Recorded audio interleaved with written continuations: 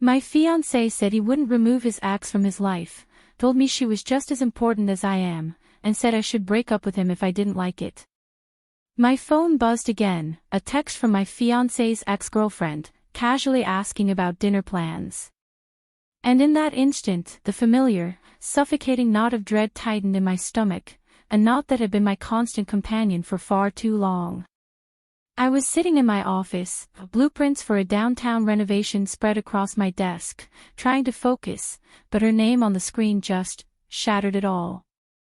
We'd been engaged for a year, together for 5, living in this beautiful house I'd bought when my architecture career finally took off.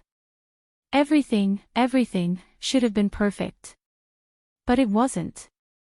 Because there was this one massive, unspoken problem that nobody else seemed to think was a problem at all. His ex-girlfriend. She was everywhere. Every family event, every holiday dinner, every birthday. She even had a key to my future in-laws' house. A key. Like she was still part of the family, which, apparently, according to everyone involved, she was. I'd brought it up countless times, always carefully, always trying to be reasonable. But each time, my fiancé would look at me like I was some kind of Victorian-era monster consumed by petty jealousy. His parents, both retired therapists living in this pristine, perfectly manicured neighborhood, would swoop in with their theories about my insecurity. They'd talk about growth and maturity, always with this condescending tone that screamed, "We know better than you." My fiancé would say, "Being friends with your ex shows growth. It shows we're mature enough to move past petty jealousy." His mother would nod, adding something she'd read about healthy attachment. His father would stroke his beard, pontificating about outdated possessiveness. And I'd just sit there, feeling like I was genuinely losing my mind. How was this normal? How was having your partner's ex at every significant life event considered healthy? My own parents noticed, of course. Married for 40 years, with that old-school view of relationships that apparently made us dinosaurs in the eyes of my fiancé's family. They never said anything directly, though. Just exchanged these knowing, concerned glances across the dinner table whenever she showed up. My mom would squeeze my hand sometimes when no one was looking, a silent promise of support. They worried, but they respected my choices enough to stay quiet. Unlike my future in-laws, who had an opinion on literally everything and never hesitated to share it. The tension kept building. Every event where the ex was given priority seating, every vacation where she was invited along like some kind of permanent third wheel, every time my fiancé defended her presence with that patronizing tone that suggested I was being unreasonable. But I wasn't unreasonable. I was being ignored. There's a massive difference, and no one wanted to acknowledge it. Then came the dinner. The dinner that would change everything, though I had no idea at the time. Both families gathered at an upscale restaurant downtown to finalize wedding details. The ceremony was only 3 months away. 3 months. I should have been excited, but honestly, I was just utterly exhausted. Exhausted from fighting the same battle over and over. Exhausted from being made to feel like the villain for wanting basic boundaries in my own relationship. We were discussing the seating chart when my mother, bless her heart, finally spoke up. She didn't raise her voice, didn't make a scene. She just asked, very politely, why the ex-girlfriend was seated at the main table with immediate family members. It was a reasonable question, a normal question any person planning a wedding might ask. But the reaction was immediate and explosive. My fiancé's face went red. Not embarrassed red. Angry red. He turned to my mother and spat, because unlike some people, we don't care about appearances and outdated social conventions. We care about real relationships and real connections. The sheer venom in his voice shocked me to my core. My mother's face went pale, and I felt my father tense beside me. I tried to de-escalate. I really did. I said something about how it might send confusing messages to guests. Having an ex-girlfriend at the main family table, I began, my voice calm, my tone reasonable. I was trying so hard to be the mature one, the diplomat. But my fiancé wasn't having it. He turned that anger on me, his voice getting louder. Your family is stuck in the past. They don't understand that you can love someone, break up, and still keep them in your life in a meaningful way. His parents jumped in immediately, tag-teaming me with talk about rigid thinking and secure attachment. His father declared my resistance was the root of the problem. His mother brought up more studies she'd read. They were both looking at me like I was a patient they needed to diagnose, not their future daughter-in-law. And my parents? They just sat there, watching their daughter get verbally demolished by three people who claimed to be progressive and enlightened. Then my fiancé stood up. Dramatically. Theatrically. He put both hands on the table and declared, his voice carrying across the restaurant, the axe is going to be at our wedding. She's going to be at our children's baptisms. She's going to be on family vacations. She's part of my life permanently. If you can't accept that, then maybe you shouldn't marry me at all. The ultimatum hung in the air like a ticking bomb. I could feel everyone at the table holding their breath, waiting to see if I'd break down, if I'd apologize, if I'd back down like I always did. My fiancé had this smug, confident smile on his face, a look that said he knew he'd won. He thought he'd finally beaten me into submission with that dramatic declaration. The silence stretched out. 10 seconds. 20. 30. A full minute of absolute quiet while the restaurant buzzed around us, and my future in-laws watched me expectantly, and my parents sat frozen in their seats. And something inside me just clicked. Not in an angry way, not in a desperate way, but in a clear, calm, absolutely certain way. I stood up slowly, deliberately. I looked my fiancé straight in the eyes and said, "You're absolutely right." He blinked. His smile got wider. He thought I was agreeing to his terms. He started to say, "I'm so glad you're finally going to stop being so." "I agree that I shouldn't marry you," I interrupted, my voice steady, quiet, calm. "You gave me an ultimatum. Accept your ex as a permanent fixture in our marriage, or don't get married at all. I choose option 2. The smile died on his face. His parents' mouths dropped open. The entire table went silent in a completely different way now. Shocked silence instead of anticipatory silence. I turned to my parents. "Can we go?" They stood immediately.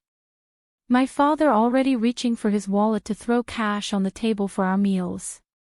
I walked out of that restaurant without looking back. Didn't cry, didn't yell, didn't hesitate. 5 years of my life just done, finished, over. And the weirdest part? I felt nothing but relief. Pure, overwhelming relief. Like I'd been holding my breath underwater for months and finally broke the surface. And hey, if you're still here with me, gripping your seat and wondering what fresh hell unfolded next, please consider hitting that subscribe button. It helps me share more stories like this, and trust me, there are more stories. My parents didn't say anything during the drive home. They just sat in the front seat, occasionally glancing back at me in the rearview mirror, giving me space to process whatever I needed to process. When we pulled into my driveway, my father finally spoke. "Are you absolutely sure about this decision?" His voice was gentle, not judgmental. Just checking, making sure I wasn't acting on impulse. "I've never been more sure of anything in my life," I said. And I meant every word. My mother turned around in her seat, reached back, and squeezed my hand. "We always knew that relationship wasn't good for you," she said quietly. "But we also knew you needed to figure that out yourself. We're proud of you for having the strength to walk away." I went inside alone, feeling like I could finally breathe properly for the first time in years. Then my phone started exploding. Messages, calls, voicemails, dozens of them within the first hour. My ex-fiancé, his parents, mutual friends, even the ex-girlfriend herself, which was somehow the most insulting part of the entire situation. Everyone had opinions. Everyone had things to say, angry things, desperate things, manipulative things. I ignored all of it. Every single message went unread. Every call went to voicemail. Instead, I called the wedding planner. She answered on the second ring, probably expecting some minor detail question. "Hi," I said. "This is about the ceremony. It's cancelled. Please don't send any invitations. Don't contact any guests." There was a pause. Then, professionally, she asked, should I coordinate with both families for the cancellations and refunds? "No," I said, a calculated edge in my voice. "Direct everything to my ex-fiancé's family. His father can handle all vendor communications, all cancellations, all financial matters." Because my future father-in-law had made this huge deal about financing the entire wedding himself. He'd practically bragged about it, about how he was giving his son this $40,000 event because that's what loving parents do. Well, now he got to explain to every single vendor why the wedding wasn't happening. Now he got to lose all those non-refundable deposits. All of them. Every single dollar. The wedding planner said she understood and would begin the process immediately. I thanked her and hung up. Then I poured myself a glass of wine, sat on my couch in the house that was entirely mine, and waited for the inevitable fallout. It came the next morning, 7:30 a.m. My phone rang. I didn't recognize the number, but I answered anyway. My ex-father-in-law's voice came through, loud and absolutely panicked. "Do you have any idea what you've done? Do you have any concept of the financial damage you've caused?" I let him yell for about 30 seconds. Then I interrupted, my voice calm. "I didn't cause anything. Your son gave me an ultimatum in front of 12 witnesses. He said either I accept his ex-girlfriend as a permanent part of our marriage, or I don't marry him at all. I chose not to marry him. That's literally what he told me to do." "That's not," he didn't mean, "you're twisting his words." "Am I?" I asked, a slight smile playing on my lips.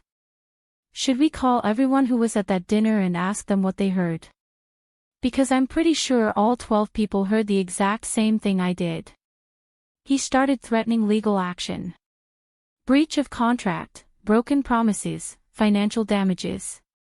All this legal terminology designed to scare me into backing down. I waited until he ran out of steam, then said very quietly, "You have 12 witnesses who heard your son give me a binary choice. I picked one of the two options he provided. There's no legal case here. There's just an expensive party that isn't happening anymore. That's not my problem. That's yours." He sputtered, threatened some more, then hung up. 2 hours later, my ex-future mother-in-law called. She took a different approach, the therapy approach.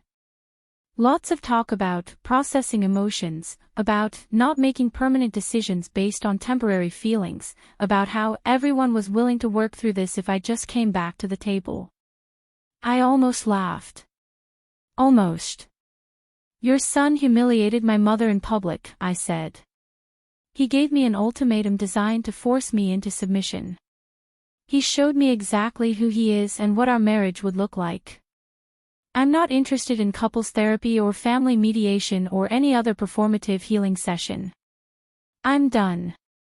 She tried guilt. She tried manipulation.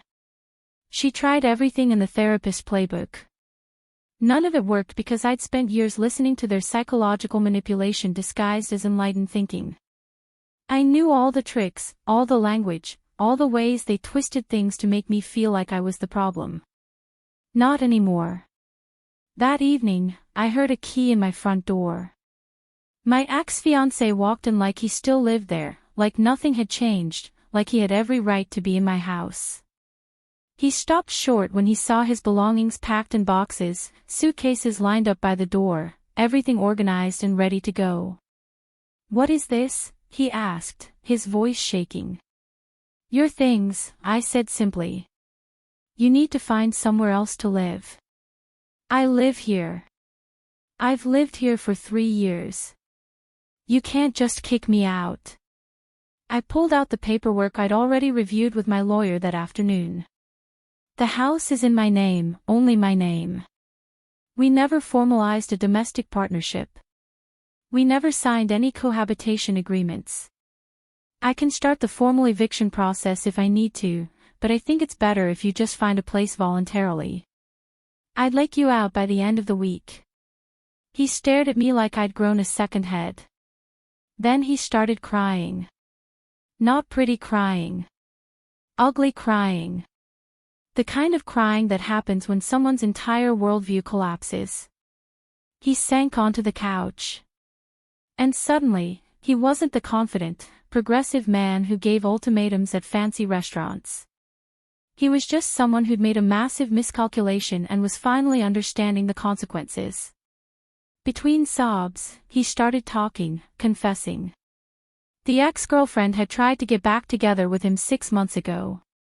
He'd liked the attention, liked having 2 women interested in him simultaneously. He'd been having doubts about the wedding for months, but was too proud to call it off himself. He liked the drama, liked being pursued, liked feeling desired by multiple people at once. It fed his ego in ways I apparently never could on my own. I listened to all of it without interrupting. When he finally stopped talking, I said, "The moment you humiliated my mother in front of both our families was the moment this became irreversible. You crossed a line that can't be uncrossed."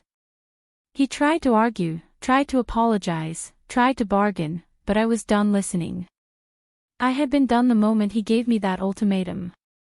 Maybe even before that. Maybe I'd been done for years and just didn't have the courage to admit it until he forced my hand. The next morning, his parents showed up. Both of them looking tired and angry and desperate. They tried to blame me for being controlling, for being inflexible, for destroying their son's happiness over petty jealousy.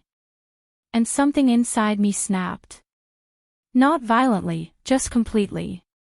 The filter I'd maintained for 5 years disappeared entirely.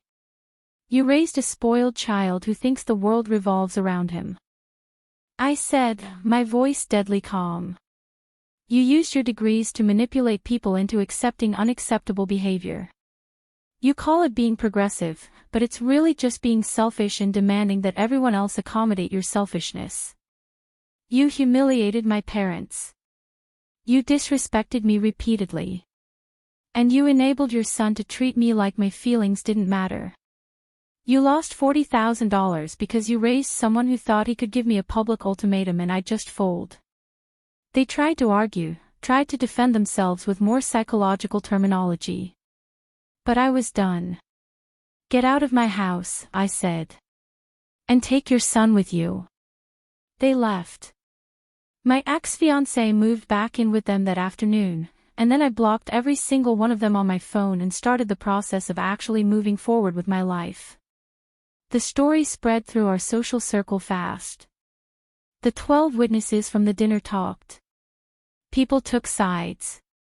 Some people believed I'd overreacted, that I'd thrown away a good relationship over one argument.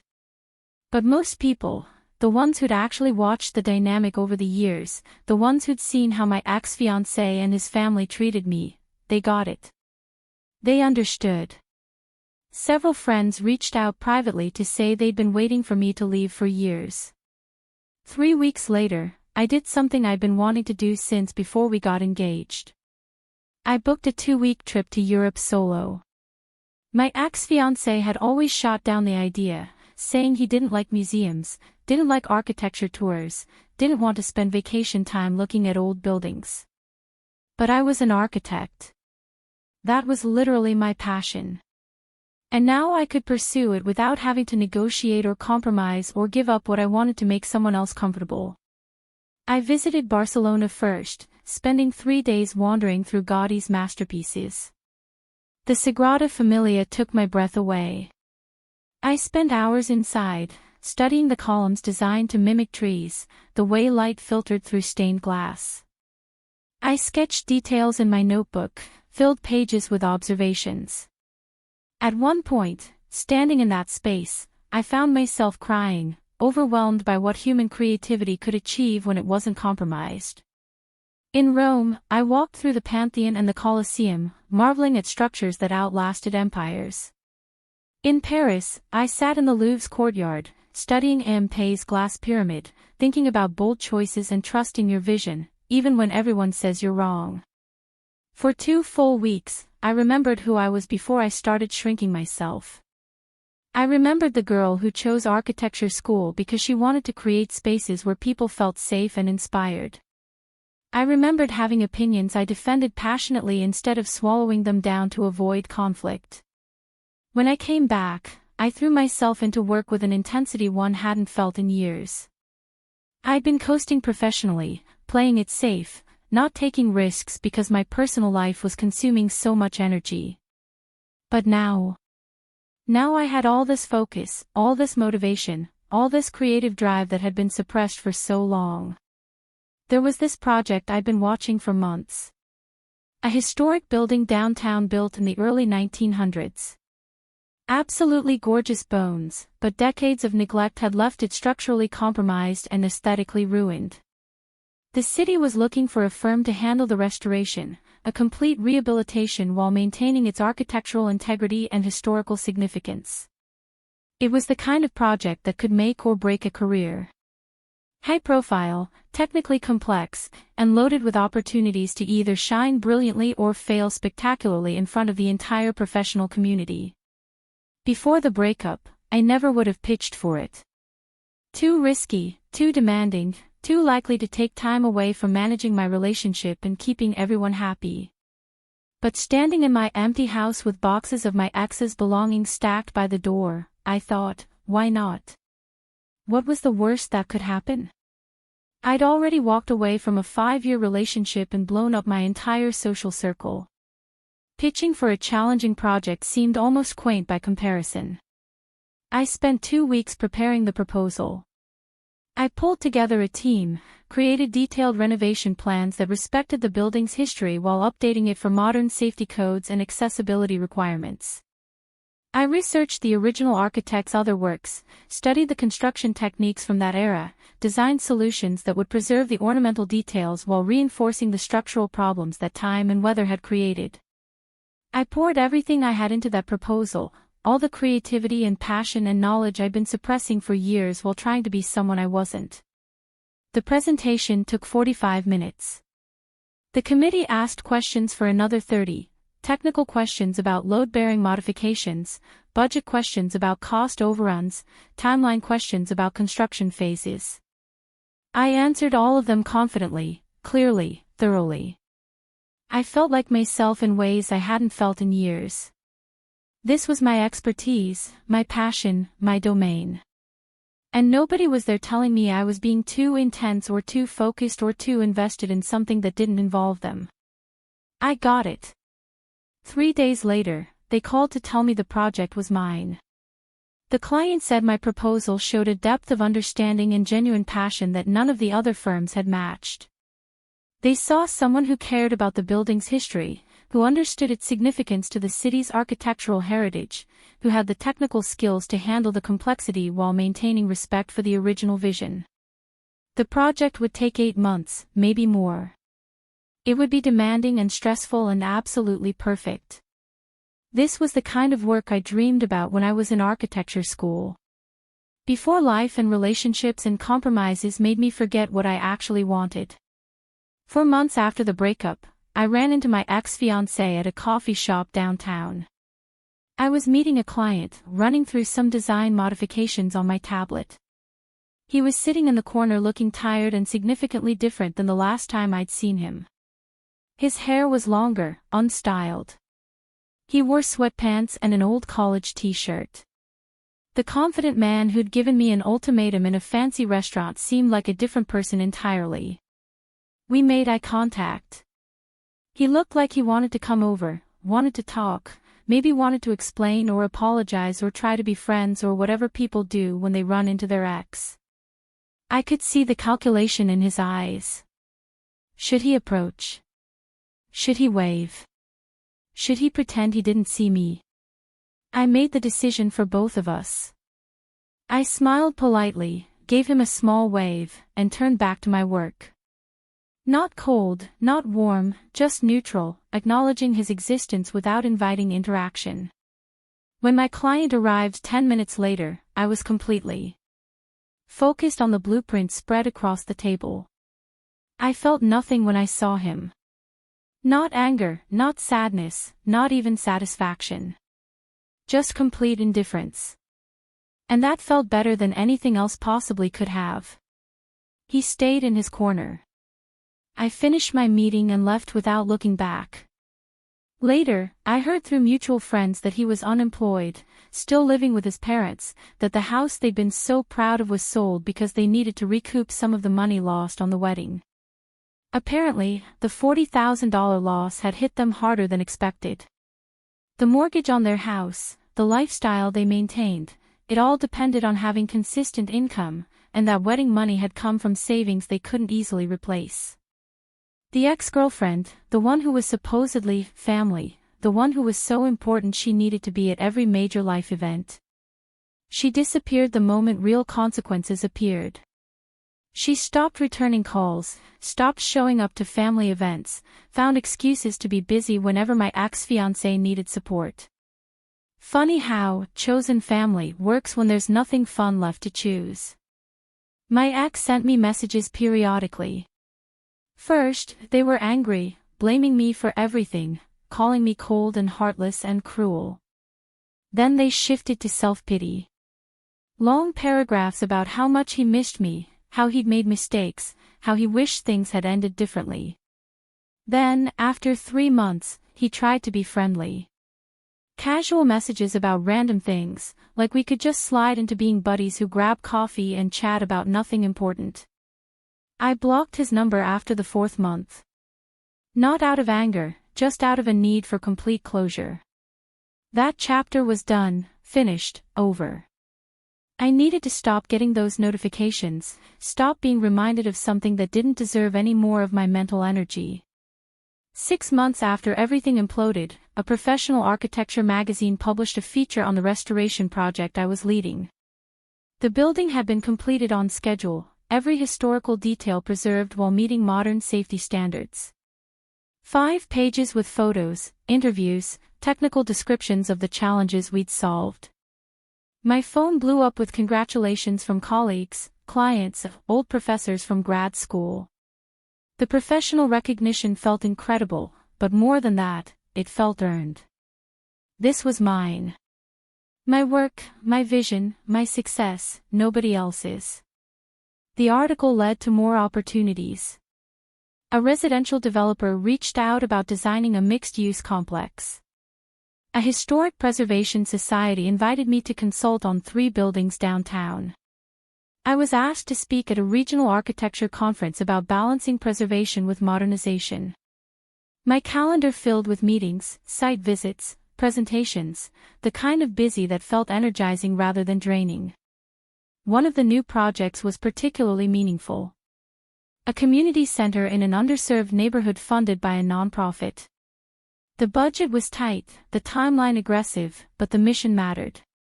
I spent weeks designing spaces that would serve multiple purposes, classrooms that converted to meeting rooms, a gym that doubled as an event space, outdoor areas that could host everything from farmers markets to summer camps. When we broke ground, I brought my parents to the ceremony. My dad stood there watching the first excavator break earth and said, "This is the work you were meant to do." He was right. This was what I'd gone to school for. Not just buildings, but spaces that improved people's lives. Not just preservation, but creation. Not just following someone else's vision, but trusting my own. I also started reconnecting with old friends, people I'd lost touch with over the years, people who drifted away because, honestly, they couldn't stand my ex-fiancé. They tried to tell me in subtle ways that the dynamic was unhealthy. But I hadn't been ready to hear it. Now I was. One of them, an old college friend, met me for coffee about 3 months after everything happened. "I have to be honest," she said, stirring her drink. "We all saw it.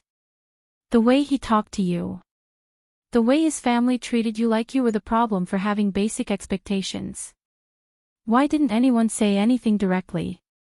I asked. "Would you have listened?" She gave me a look. "You were so invested in making it work. We tried dropping hints.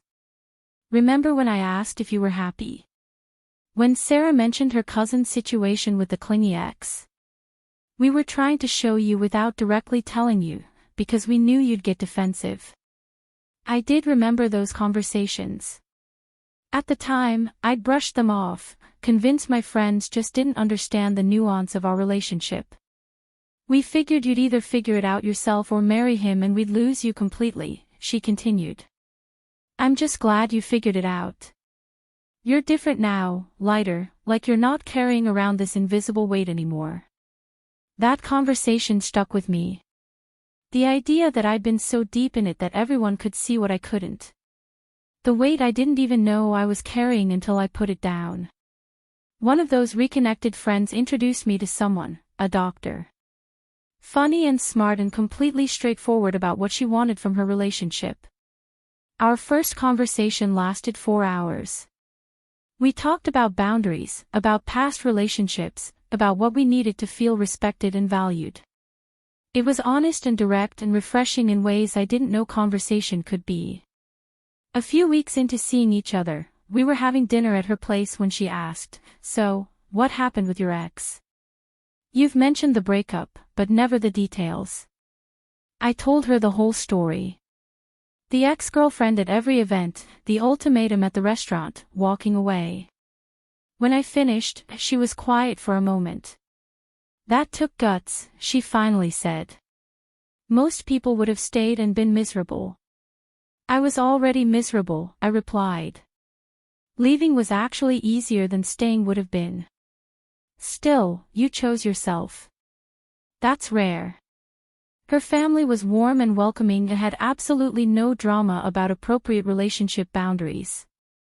When she talked about her ex, it was with respect and distance. They'd dated. It hadn't worked out.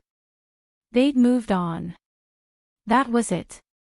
No forced friendship, no violations, just two people who used to date and now didn't. We took things slow, really slow. I wasn't in any rush to jump into something serious. And she respected that completely. We'd grab dinner, go to museums, have long conversations about work and life and everything in between. One Saturday afternoon, about 2 months into seeing each other, she invited me to her family's house for a barbecue. I was nervous. Family events had become loaded for me. But her parents were genuinely warm. Her father asked about my work, actually listened to the answer, seemed genuinely interested in the restoration project. Her mother showed me her garden, talked about the architecture of old houses in the neighborhood, made me feel included without performing inclusivity. At one point, her younger brother asked how we met, and before I could answer, she just said, "Through a mutual friend. We've been seeing each other for a couple months." That was it. No fanfare, no making it a bigger deal than it needed to be. Her ex's name didn't come up. There were no odd power dynamics, no triangulation, no one trying to prove how evolved and mature they were. Just a normal family meal where I felt genuinely welcome. Driving home that night, I realized what had been missing in my previous relationship. This felt easy, natural. Nobody was performing or proving anything. We were just two people enjoying each other's company without any ulterior motives or hidden agendas. My relationship with the doctor continued developing naturally. About 10 months after the breakup, we had the exclusivity conversation, not because either of us felt rushed or pressured, but because we both realized we weren't interested in seeing anyone else. It felt mature and honest and completely different from the dramatic, boundaryless mess my previous relationship had been. Her family invited me to holiday dinner. Her parents were kind, asked about my work, respected my space. Nobody tried to psychoanalyze me. Nobody used therapy speak to manipulate conversations. They just treated me like a normal human being who their daughter cared about. I heard updates about my ex through the social grapevine occasionally. He eventually got a job in human resources at some corporate firm. Nothing glamorous, nothing he was particularly passionate about, just something to pay bills. He was still living with his parents, though I heard they'd moved to a much smaller place to accommodate their reduced financial circumstances. About 10 months after the breakup, my ex's mother called me. I almost didn't answer, but curiosity got the better of me.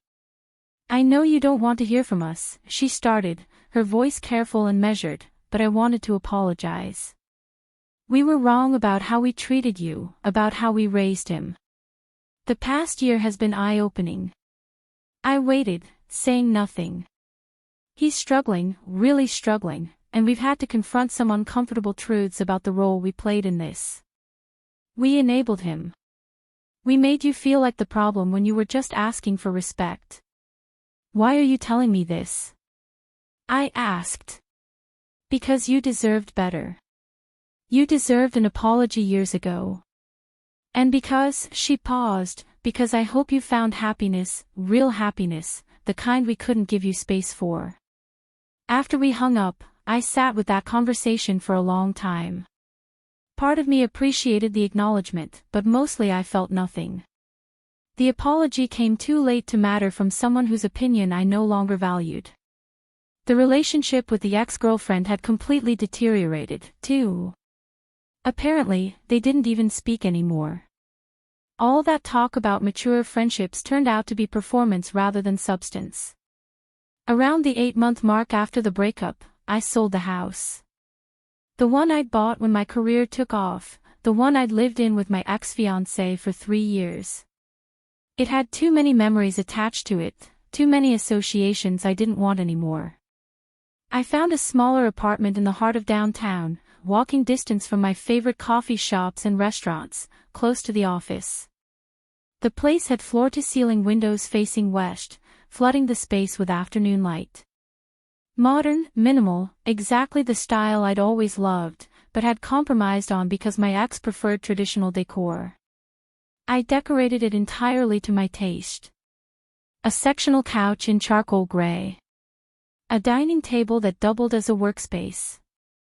Floating shelves for my architecture books and models from old projects. Clean lines. Lots of natural light. Carefully chosen furniture that served function over sentimentality. Every piece in that apartment was something I chose because I loved it, not because it represented some negotiated compromise between two people with incompatible aesthetics. I hung my own artwork on the walls. Sketches from the Europe trip. A framed blueprint from my first major project. The first night I spent there alone, unpacked and settled, I remember standing in the middle of the living room with a glass of wine, watching the sunset over the city, thinking, this is what peace feels like. One evening, about a year after everything fell apart, I had dinner with my parents. We were at their house, the same house I grew up in, eating my mom's cooking and talking about everything and nothing. At one point, my dad looked at me and said, "We're really proud of you, you know, for having the strength to walk away from something that was making you unhappy." My mom nodded, reaching across the table to squeeze my hand. "We always knew that relationship was wrong for you. But we also knew you had to figure that out yourself. You can't tell someone they're in a bad situation. They have to see it themselves. Why didn't you ever say anything?" I asked. My dad smiled. "Because you wouldn't have listened, and you would have resented us for trying. The best thing we could do was be there when you were ready." I hugged them both goodbye that night, feeling grateful. Not just for them, but for the journey that got me to this point. Walking away from that restaurant wasn't giving up. Sometimes walking away is the bravest thing you can possibly do. And on the other side of that ultimatum, after the pain and chaos and rebuilding, I found a version of myself I'd forgotten existed. A version that was stronger, clearer, happier. A version that chose herself. And truly, that felt like winning. Have you ever had to walk away from something that felt impossible, only to find profound freedom on the other side? Share your story in the comments below. I'd truly love to hear it.